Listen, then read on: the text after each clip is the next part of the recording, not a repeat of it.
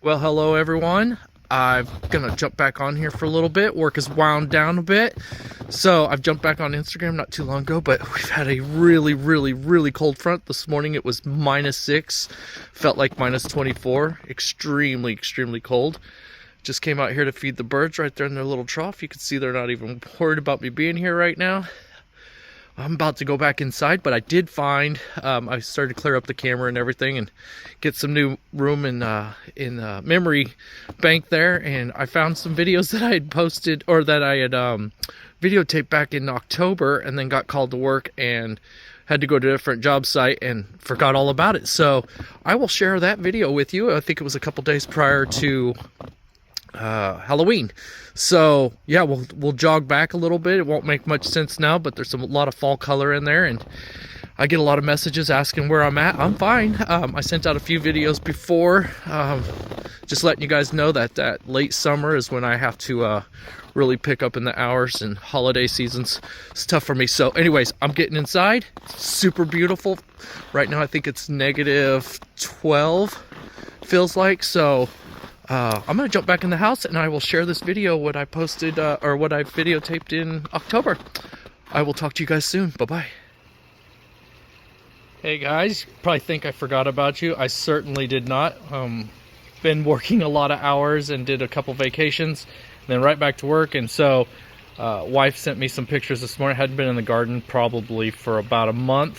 By the time I'm getting home, it's dark. So interesting that me being an avid gardener and you know, trying to learn all the ins and outs and loving everything we've done in the yard, that I'm not sitting back and enjoying all this beautiful color right now. But I can't tell you that this will probably be the last video of the season. Maybe we'll do a recap of the entire season later on.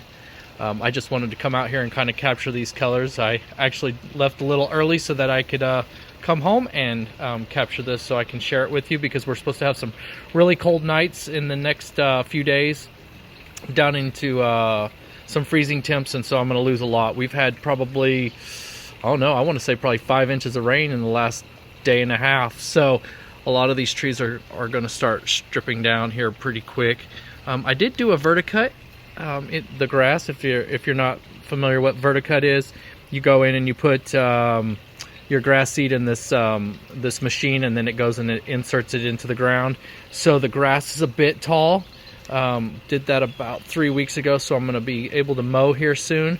Mother Nature's providing the moisture now, so I don't have to worry about the sprinklers coming on, and we can save a little bit of money on that, because Lord knows water prices are high. I don't know about your area, but feel free to share if that is the case, because it feels like that's the norm anymore.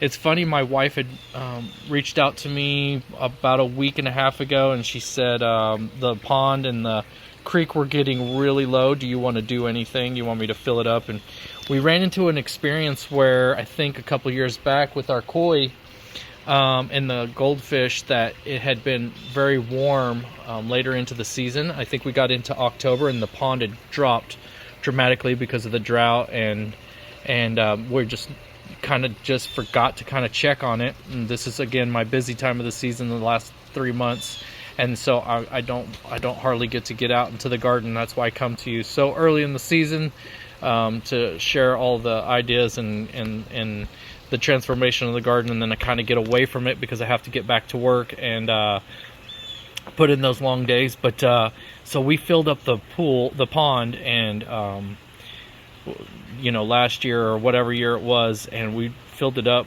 you know, by probably a foot because it dropped low. And the next morning we'd come out and we had lost several of our little buddies because of the shock of the cold water hose. And so yeah, so you kind of live and learn, and I hate that, because I'd rather lose a plant than I would an animal, and they're kind of partial to us. My wife can get them out there and feed from her hand. She can get down low enough to touch the water, and they'll come and take the food out of her hand. So that was especially a sad day when we walked out there and we started seeing you know, what we had done. So other than that, the garden is absolutely beautiful right now. that's a tiger's eye sumac back there. That's so bright and showy, and I think it's its third year in that spot. We bought it, you know, very, very, very small, and so it's really popped up. But the garden is just exploded right now with color. Soon everything will be stripped of its leaves, as you can imagine, but I just want to come out here and just share with you the way it looks currently. The last 3 months or 2 months that I haven't been able to come to you guys and bring you any videos. Not that I don't like doing it, I really enjoy doing it, but you know, life gets in the way. So absolutely beautiful. If I have a few minutes, I will pop down there on the ground and kind of give you a quick tour. There's going to be some stuff that's overgrown, and it's especially important to me to share those things with you, especially if you're a new gardener, or if you're just somebody who's like, you know, kind of pumped the brakes on gardening and you kind of feel guilty because you didn't, you know, sustain it. Your gardens, you know, tend to overgrow and take over, and that's okay. We're all in this. You do gardening different if that's your lifestyle and you can get out there every day. Power to you. If you can't, well, then your garden's probably going to look like mine right now. But it's super charming right now because the leaves are starting to fall on the ground, and so as we take the sidewalk, a quick path around the sidewalk, you'll see all the leaves and stuff. I think it's super charming. Normally, this time of the year, we'll start planting our spring bulbs, and we'll start doing we'd popped in some mums and whatnot to give us some color throughout, and plant up our planters, bring in straw bales and really show it up. But like I said, the last couple of years it's just kind of gotten away with work, and it's one of those things. So let me jump down there and we'll show you a little bit of a path, and don't judge too much, but yeah, we'll check it out. So out front here we have a ton of color as you go through. I've even got color from the neighbors, and that's always an added bonus to the landscape when your neighbors colors blend in with yours. But you can see where the black-eyed Susans are kind of laid down now. Went to seed. Like I said, we've had some heavy rain. Here's a little tree that's popped up that I'd have to take out. Normally we already have our fall colors in. It's just the way it is sometimes, and the season's kind of just got away from us faster than we thought. But there's still some really pretty colors with the blues and the purples back here in the background. I think, like I said, I think we've got probably close to 5 inches, so everything's kind of laid down. You can see some of the pots, you know, missed out on a couple days of watering while we were on vacation, and I didn't put that added pressure on my children to come out here and try to save the day. I'm like, you know, it is what it is. Typically we would already have some mums in there. It would be really pretty with some fall colors. The grass is already laid over here and into the pathway. I was going to dig that out. If you've been with me for a while, you'll recall we talked about taking that out and adding some hydrangeas. Well, we did a lot of projects early in spring, and I mean, we were doing it a lot, so I kind of cut back, and we spent a lot of money getting the garden up and going, and we shared a lot of ideas. But sometimes you just have to, you know, put the list on to the end. So right here is that sedum, and it's funny because if you ever want to know whether you should Chelsea chop or not, so next year, if you're filling out your notes now for next year, that's an idea. The Chelsea chop on that sedum would have been great. We've typically done that in the past. I did not do that, so it got, you know, close to 3 feet because it stretched to find the sun as well in this dark space back here, and it really did well. But now that we have all this water come in, it did get heavy and fall over. So that was standing tall last month. So again, just a few things to put in your you know, your notes for next year. The trumpet vine that grew over this did very well, and it did bring in a lot of different bees, insects, and especially the hummingbirds. It was beautiful. I know there's a love-hate relationship with trumpet vine. It is what it is. Works for us here in the garden. There's just a ton of color and a lot of things that have taken over our pathways. Like I said, you know, when you get to a point where you don't go to the garden as much, you can walk out there after a nice good rain and you'll see it just feels like everything explodes. Well, that's kind of the way it is. And I hadn't been out here for a while, like I said, and things have just really exploded. And typically I've already, you know, trimmed this back and kept up on it, but I wanted to share the garden with you in its not so pretty stage, so that it just didn't look like it was a fake garden where we only show you the pretty. So we're all in this in the same boat sometimes together. So some of you do a far better job of maintaining. I just don't have the time sometimes, and I'm sure you can relate. You can see the grasses that was through here and stood real tall. This was a project we did early in the season. It was a real big hit with the when I delivered that to you guys, and it's maintained. It's going to look good as the years go on, but that was a fun little addition. Like I said, we'll do probably a recap video maybe in the next month, as we tend to die off. I did see that, and I've noticed this this year around, that much like myself, once the season gets hot, people tend to not watch videos as much. They kind of wore out. You spend, you know, January, February, March, April, May chasing videos and chasing ideas and designs, and then just like normal, you know, you just kind of get a wear and tear of the ideas and stuff. You just want to cut back. So I did see the videos wasn't being watched nearly as much as they were in the early spring, so that kind of helped me ease my mind to slow the videos down and put my efforts into work. You can see here, those of you who know that those pictures where I showed you guys the major water drainage issues. Now look at it, 5 inches, and we've had most of it today, but you can see here it's just funneling through here just so nicely. This used to all be filled in with water, and we're talking, you know, in some places a foot deep, and it just, you won't be able to probably see it. The sun's not shining, obviously, but there's no reflection, but there is a bunch of water in here. And then it just follows this path right down here along the fence line, and then it goes into the city drainage behind the fence. Back there's a city drainage, and off to retention ponds and wherever else it might lie. So we did a really good job. If you're just seeing this for the first time, I would recommend you going back and seeing some of those pictures before and after, I think the video was, where I shared how much of this water, I mean, the water was clear up to the fence.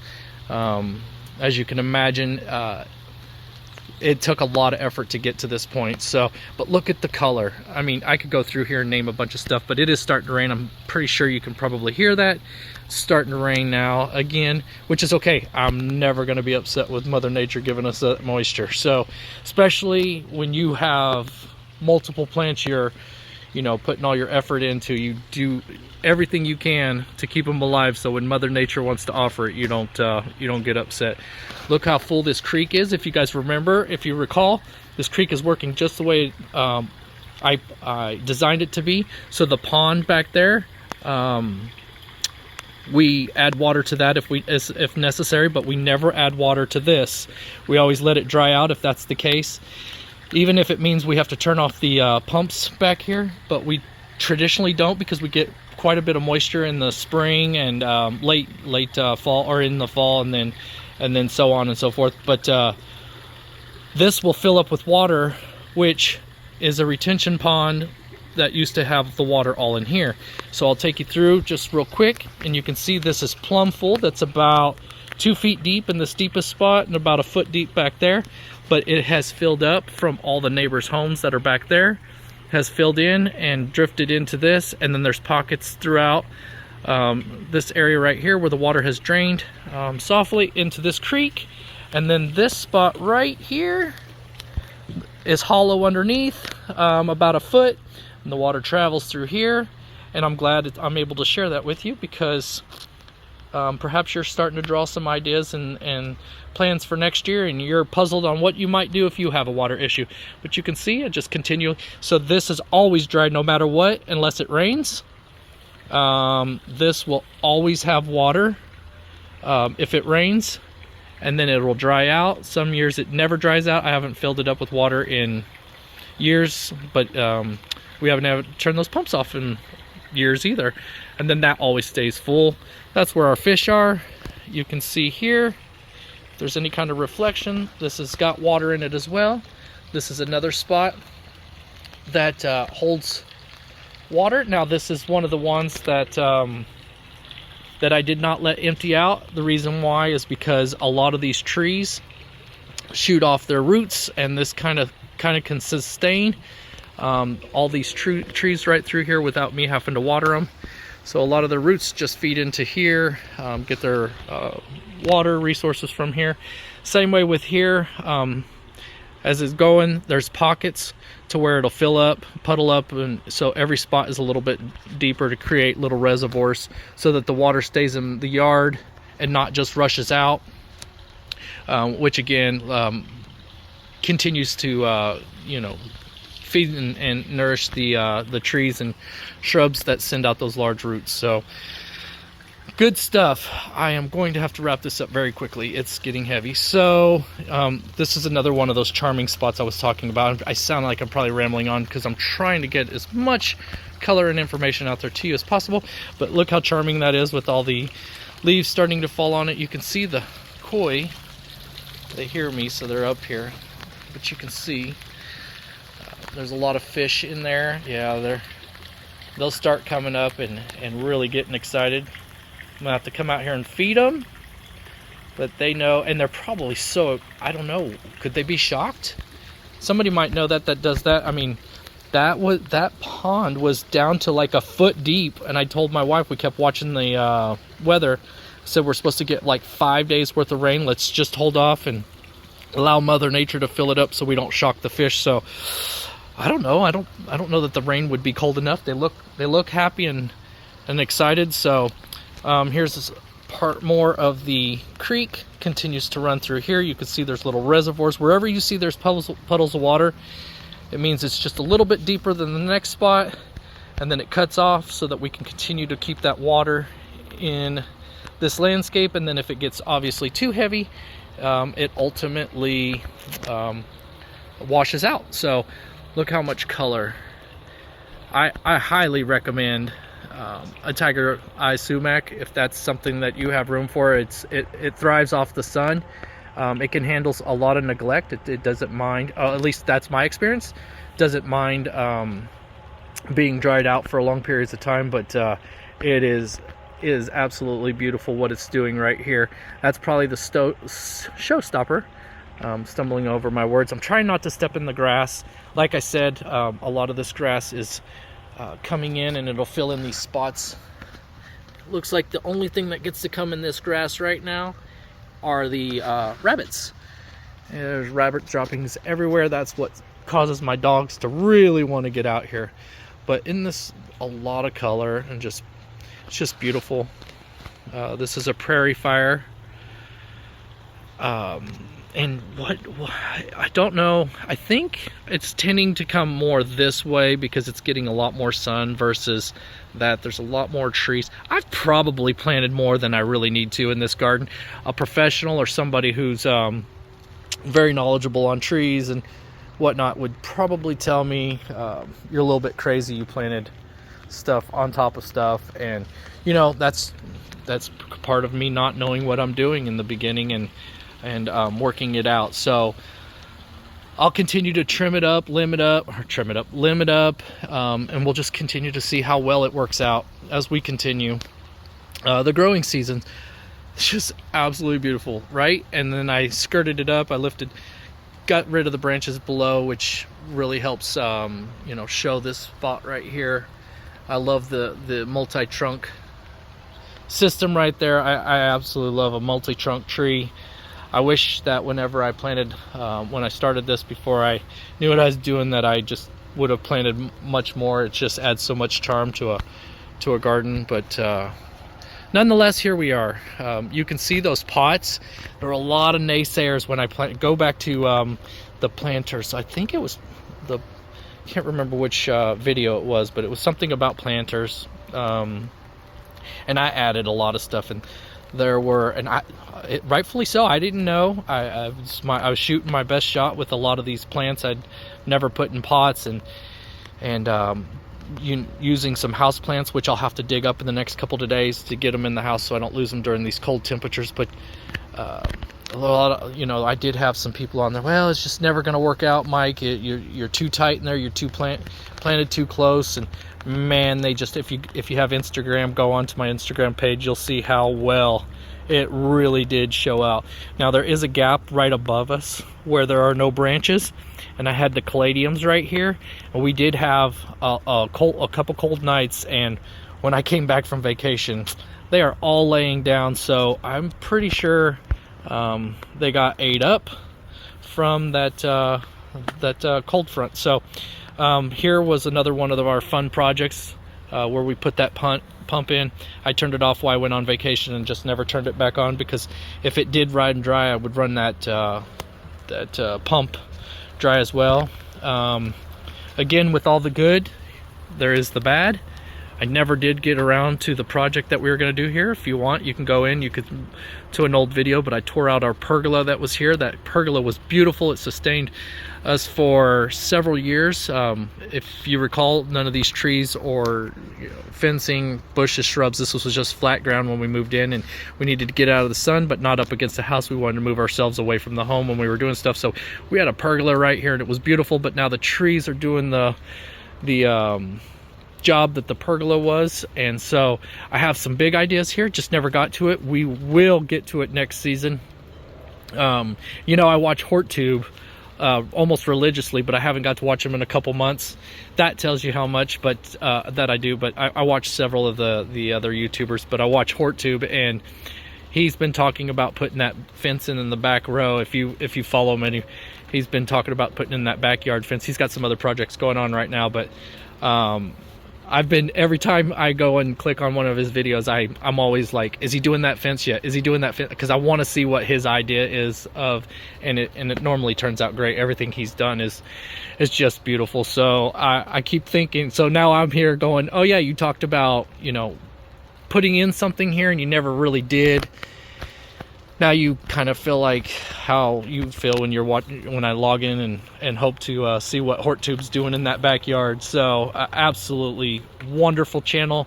If you're new to it, gardening, and you're just researching, I'm telling you, there's a Linda Vodder and Garden Answers with Laura, and then HortTube, not in that particular order. Those are my three favorites. Wonderful individuals. I got a few other ones. I just don't want to get caught off guard, and they might not even want me even talking about them on this channel, but they do wonderful things, and the knowledge that HortTube gives is like no other. He is an encyclopedia for it. So anyways, don't know any of those guys, just telling you, beautiful gardens, a lot of knowledge, and that's where I get a lot of my stuff, and that's where kind of I'm at right now.